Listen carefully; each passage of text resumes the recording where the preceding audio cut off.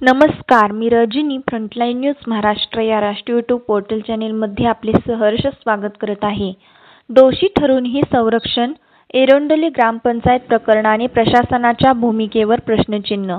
मिरज तालुक्यातील एरंडोली ग्रामपंचायतीतील तत्कालीन ग्रामसेवक दस्तगीर मुल्लानी यांच्या विरोधात गंभीर स्वरूपाच्या तक्रारी असून चौकशीत जबाबदारी व त्रुटी स्पष्ट झाल्याचा दावा करण्यात येत असतानाही अद्याप ठोस प्रशासकीय कारवाई झालेली नसल्याचा आरोप प्रहार जनशक्ती पक्षाचे तालुकाध्यक्ष पोपट प्रल्हाद माने यांनी केला आहे. या प्रकरणी त्यांनी पंचायत समिती मिरजच्या गटविकास अधिकाऱ्यांकडे लेखी तक्रार दाखल करून तातडीने कारवाईची मागणी केली आहे. जन्ममृत्यू नोंदीसह अन्य प्रशासकीय कामकाजात तत्कालीन ग्रामसेवकांची जबाबदारी आणि त्रुटी समोर आल्याचा दावा माने यांनी केला आहे.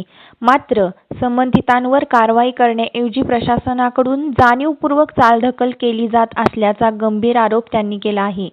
याशिवाय एरंडोली ग्रामपंचायतीतील दिव्यांग कल्याणासाठी राखीव निधी खर्च न झाल्याच्या प्रकरणातही जबाबदारी निश्चित झाल्याचा दावा करण्यात आला आहे. तरीही संबंधितांवर कारवाई होत नसल्याने प्रशासनाच्या भूमिकेवर प्रश्नचिन्ह उपस्थित झाले आहे. दोषी आढळूनही कारवाई का नाही, संबंधितांना कोणाचे संरक्षण, असा सवाल उपस्थित करत नियम सर्वांसाठी समान आहेत की काहींसाठी वेगळे, असा प्रश्न पोपट माने यांनी उपस्थित केला आहे.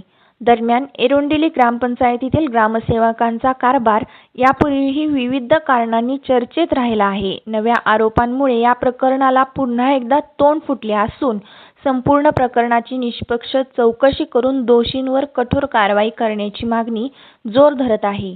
मात्र या सर्व आरोपांबाबत तत्कालीन ग्रामसेवक दस्तगीर मुल्लानी यांची अधिकृत भूमिका अद्याप समोर आलेली नाही.